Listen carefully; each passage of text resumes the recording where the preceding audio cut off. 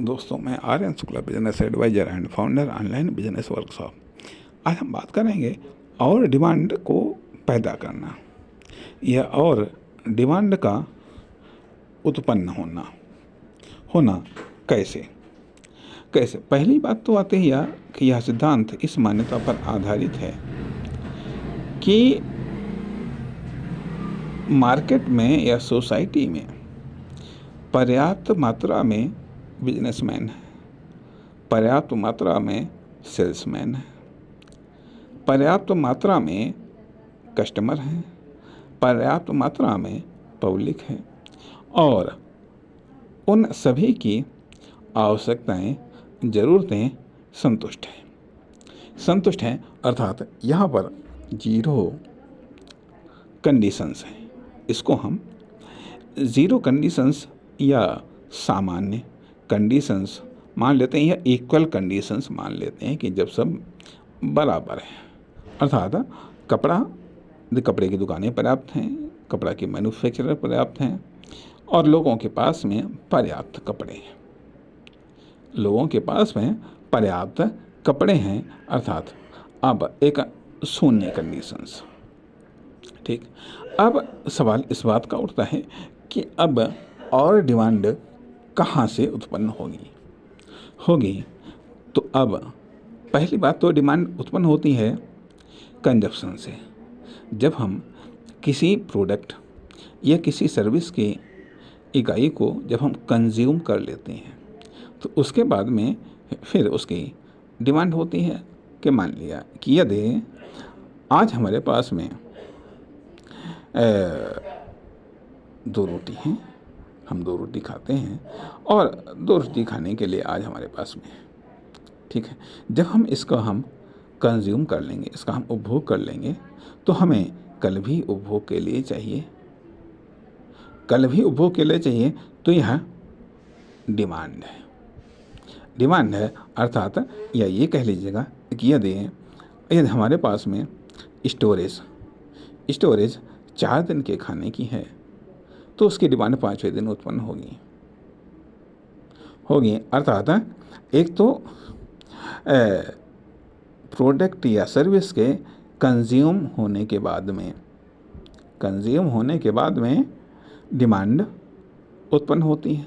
दूसरी चीज़ आती है कि जो स्टोरेज है उसके कंज्यूम होने के बाद में, जो स्टोर किया हुआ है उसके कंज्यूम होने के बाद में डिमांड उत्पन्न होती है। यह एक कंजप्शन डिमांड है। दूसरी चीज़ होती है कि डिस्ट्रॉयड डिमांड।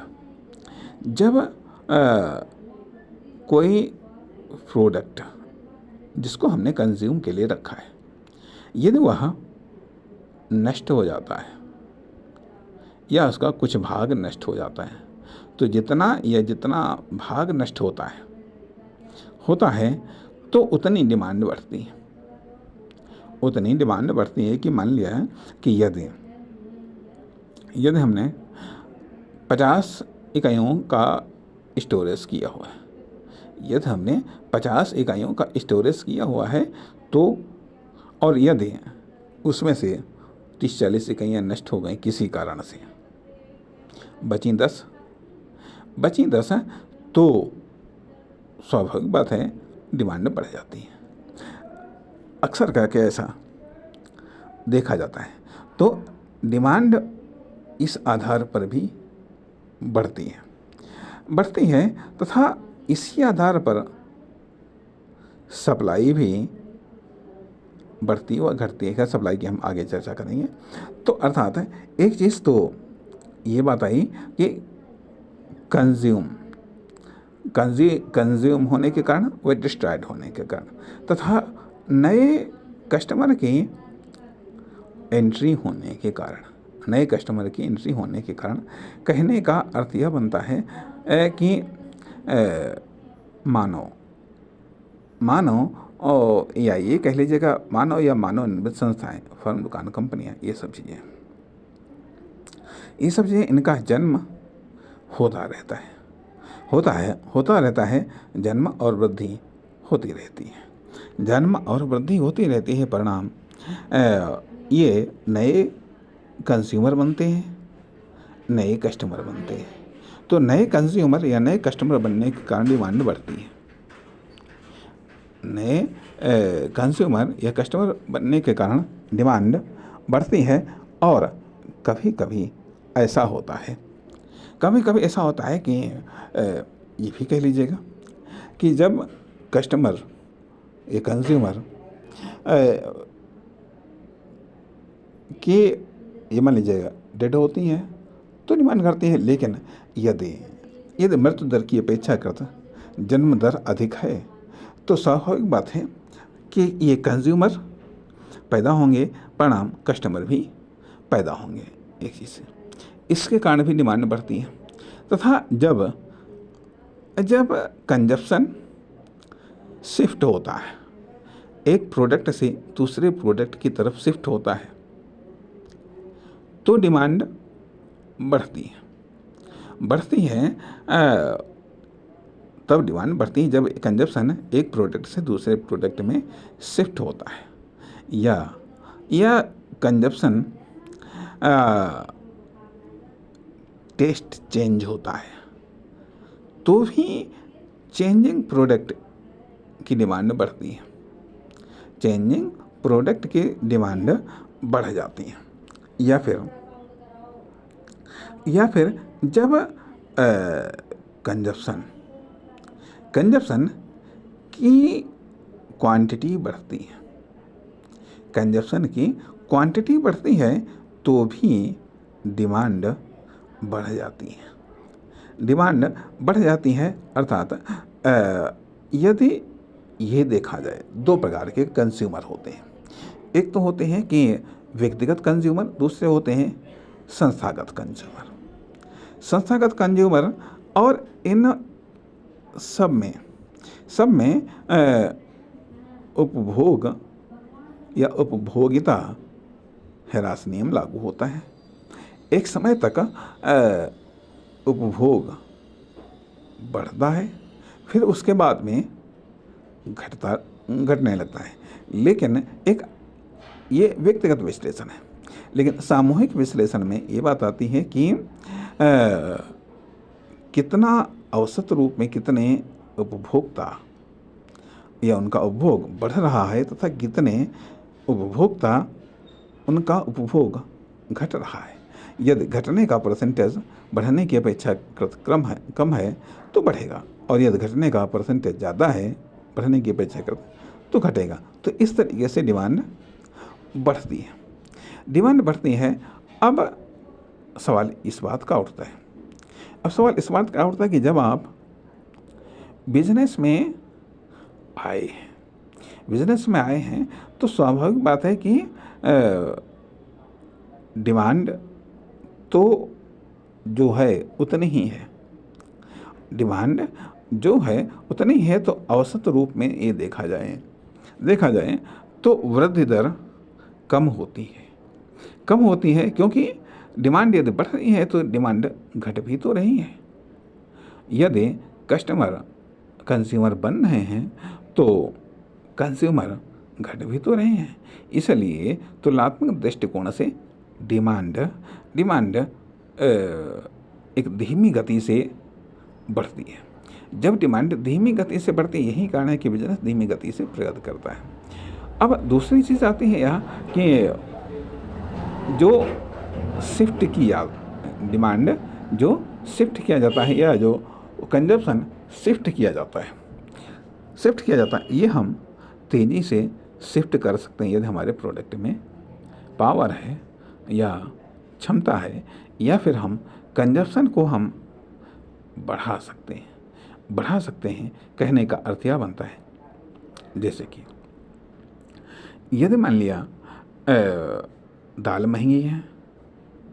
महंगी है सब्जी की तुलना में, तो लोग सब्जी को खाना पसंद करेंगे। और यदि सब्जी महंगी है दाल की तुलना में, ये दाल महंगी है और सब्जी की तुलना में, तो लोग सब्जी खाना पसंद करेंगे।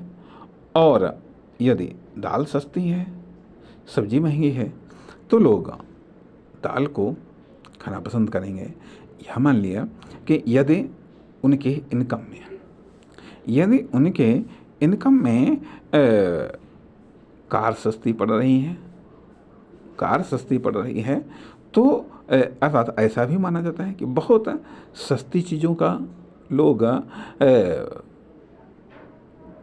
कम उपयोग करते हैं, बहुत सस्ती चीज़ों का लोग कम उपयोग करते हैं और बहुत महंगी चीज़ों का लोग कम उपयोग कर पाते हैं।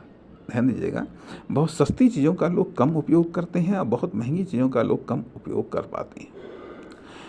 पाते हैं। इसलिए बहुत सस्ती चीज़ें एक लोएस्ट इनकम वालों की परचेजिंग तक सीमित रह जाती हैं और बहुत कॉस्टली चीज़ें बहुत हाईएस्ट इनकम की परचेजिंग कैपेसिटी तक सीमित रह जाती हैं। इसलिए इन दोनों स्टेजों पर डिमांड कम होती है औसत रूप में। तो इसलिए यहाँ पर सस्ती और महंगी का भी अपने आप में एक विश्लेषण आता है। तो अर्थात यह इनकम किस तरीके से शिफ्ट हो रही है, जिस तरीके से इनकम बढ़ेगी स्वाभाविक बात है कि उस तरीके से कंजप्शन शिफ्ट होता है और उसी तरीके से या उसी आधार पर डिमांड भी शिफ्ट होती है, अर्थात डिमांड भी बढ़ती है घटती है, किसी की बढ़ेगी तो किसी की घटेगी। अर्थात यदि एक तरफ डिमांड घटेगी तो दूसरी तरफ बढ़ेगी। तो इसे हम ये कह सकते हैं कि मोमेंट ऑफ डिमांड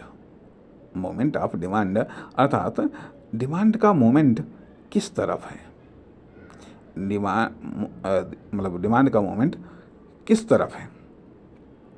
दूसरी चीज़ आती है जो संस्थागत या बिजनेस टू बिजनेस डिमांड है। संस्थागत उपभोक्ता या ये कह लीजिएगा अदर्स बिजनेस वो किस तरफ शिफ्ट हो रहे हैं, उनका कंजप्शन किस तरफ शिफ्ट हो रहा है। तथा एक चीज़ और भी आती है कि दो प्रकार की प्रोडक्ट या दो प्रकार के सर्विसेज होते हैं। एक तो होते हैं कि कंज्यूमर प्रोडक्ट या सर्विसेज, दूसरे होते हैं कि प्रोडक्टिव प्रोडक्ट या सर्विसेज, अर्थात वो प्रोडक्ट या सर्विसेज जिनका प्रयोग उपभोग में होता है। दूसरी चीज़ वो प्रोडक्ट या सर्विसेज जिनका प्रयोग उत्पादन में होता है, प्रोग्रेस में होता है, उन्नति में होता है, सफलता में होता है। तो ये भी चीज़ें, इनमें भी शिफ्टिंग होती है, इनमें भी डिमांड घटती या बढ़ती है, या इनमें भी क्वालिटी क्वांटिटी डाउन होती है, इनमें भी रेट का असर पड़ता है। तथा डिमांड कब और बढ़ जाती है, जब सप्लाई कम हो जाती है। जब सप्लाई कम हो जाती है तो डिमांड बढ़ जाती है। जब सप्लाई कम हो जाती है तो डिमांड बढ़ जाती है। कहने का अर्थ यह कि यदि मान लिया अभी तक 100 प्रोडक्ट थे और 100 की स्वाभाविक बात है कि 10 रुपये पर मान लिया 75 की डिमांड थी। 10 रुपये पर मान लिया 100 प्रोडक्ट थे, 10 रुपये पर 75 की डिमांड थी। 25 प्रोडक्ट रिजर्व में थे। अब यदि मान लिया यदि ये प्रोडक्ट घट गए और अब 75 ही प्रोडक्ट रह गए, तो अर्थात जितनी डिमांड उतने प्रोडक्ट अब रिजर्व में प्रोडक्ट नहीं रहेंगे, अर्थात डिमांड और सप्लाई इक्वल हो गई। यदि मान लिया प्रोडक्ट और अधिक घट गए, 50 रह गए, डिमांड अब 75 की है। अब यहाँ पर जब डिमांड ज़्यादा है और सप्लाई कम है तो स्वाभाविक बात है उसके रेट बढ़ना, क्योंकि रेट बढ़ा करके यहाँ पर बेनिफिट कमाया जा सकता है। क्योंकि बिजनेस कभी कभी अधिकतम लाभ पर काम करता है, अर्थात बिजनेस या तो न्यूनतम लाभ पर काम करता है, या लॉस में काम करता है, या फिर एवरेज बेनिफिट पर काम करता है, या फिर अधिकतम लाभ पर काम करता है। अधिकतम लाभ पर वहाँ पर काम करता है जब सप्लाई की अपेक्षाकृत डिमांड ज़्यादा हो। डिमांड ज़्यादा हो अर्थात यह पर यूनिट लॉस पर काम करता है, पर यूनिट न्यूनतम लाभ पर काम करता है, पर यूनिट औसत लाभ पर काम करता है, पर यूनिट मैक्सिमम बेनिफिट पर काम करता है तथा टोटल पर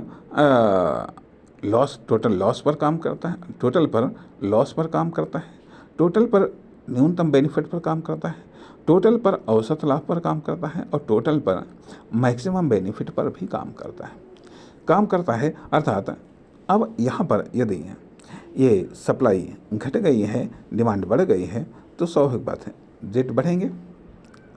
रेट बढ़ेंगे और फिर भी रिजर्व में कोई भी प्रोडक्ट नहीं बचेगा। यही कारण होता है, जैसे कि मान लीजिए अक्सर करके सब्जी वगैरह के मामले में ये देखा जाता है कि यदि किसी कारण से नुकसान हो गया तो अर्थात सप्लाई कम पड़ गई तो उसके रेट हाई हो जाते हैं, उसके रेट बढ़ने लगते हैं। जबकि इसकी अपेक्षाकृत जो अन्य चीज़ें चाहे वो इलेक्ट्रॉनिक सामान हो या कोई लोहे का सामान हो या कोई वाहन हो, इन चीज़ें हों, तो इन सब चीज़ों की सप्लाई न तो बढ़ती हैं और ना घटती हैं क्योंकि ये सब प्रोडक्ट सालों तक सुरक्षित रह सकते हैं। इनका प्रोडक्शन घटाया बढ़ाया जा सकता है। तो इसलिए इनकी डिमांड लोगों की इनकम पर बढ़ती है। अर्थात अब यहाँ पर प्राथमिकताओं से भी डिमांड शिफ्ट होती है। अर्थात डिमांड में एक नेचुरल वृद्धि होती है। दूसरी चीज़ होती है कि डिमांड में शिफ्टिंग वृद्धि, और तीसरी होती है कि इमरजेंसी वृद्धि या फिर सीजनल वृद्धि। इसलिए डिमांड में कई प्रकार की वृद्धि होती है। अब सवाल इस बात का उठता है कि आप किस तरीके से या फिर डिमांड का निर्माण यदि आपके पास में कोई सरप्राइजिंग प्रोडक्ट है तो आप सरप्राइजिंग तरीके से डिमांड का निर्माण कर लेंगे। अर्थात सरप्राइजिंग प्रोडक्ट का अर्थ यह आता है कि जब सरप्राइजिंग प्रोडक्ट होते हैं तो उनकी एडवांस में बुकिंग होती है। यह जब आपका एकाधिकार होता है तो फिर उनमें एडवांस में बुकिंग होती है। या जब सीमित एकाधिकार होता है जब सीमित एकाधिकार होता है तो वहाँ पर भी एडवांस में उनकी डिमांड अधिक होती है, परिणाम उनके ऑर्डर एडवांस में बुक होते हैं। चाहे इस संदर्भ में आप देख सकते हैं, चाहे रेलवे इंडस्ट्री देख लीजिएगा, रेलवे में टिकट वगैरह ये चीज़, या फिर होटल्स में देख लीजिएगा, या फिर फ्लाइट में देख लीजिएगा, इन सब में एडवांस होता है। तथा कुछ ऐसे प्रोडक्ट भी मार्केट में आते हैं जो यूनिक होते हैं या बेहतर होते हैं या लोगों की प्राथमिकताओं में आते हैं। तो ऐसे प्रोडक्ट की भी डिमांड काफ़ी अधिक होती हैं और एडवांस में होती हैं। तथा ऐसी सर्विसेज या सर्विस प्रोवाइडरों की भी डिमांड काफ़ी एडवांस में होती हैं। अर्थात चाहे जो एक्सपर्ट हैं तो ये भी यूनिक होते हैं। परिणाम ऐसे लोगों की सर्विसेज की डिमांड भी अधिक होती है, जिसके लिए स्वाभाविक बात है पहले से ही ऑर्डर को बुक किया जाता है। तो यह डिमांड है, यही डिमांड शिफ्ट होती डिमांड अर्थात मान लीजिए जनरल से एक्सपर्ट की ओर शिफ्ट हो रही है, नॉर्मल से सुपर की ओर। तो ये इनकम बेस्ड पर भी होती है, ये इनकम पर भी आधारित होती है। इसलिए स्वाभाविक बात है आप किस प्रकार की डिमांड का निर्माण करेंगे, किस प्रकार से डिमांड को आकर्षित करेंगे, कैसे डिमांड को आप जनरेट करेंगे, क्रिएट करेंगे, डेवलप करेंगे। इसलिए बिजनेस को उठने में टाइम लगता है। और एक बार पैटर्न मिल जाने पर, एक बार प्लेटफॉर्म बन जाने पर, एक बार ट्रैक बिछ जाने के बाद में फिर उस ट्रैक पर बिजनेस को दोहराना आसान पड़ जाता है। इसलिए यहाँ पर इस भाग में कुछ बिजनेस को लेकर के या बिजनेस के महत्वपूर्ण पक्ष डिमांड को लेकर के कुछ बातों पर चर्चा की गई। नमस्कार, धन्यवाद।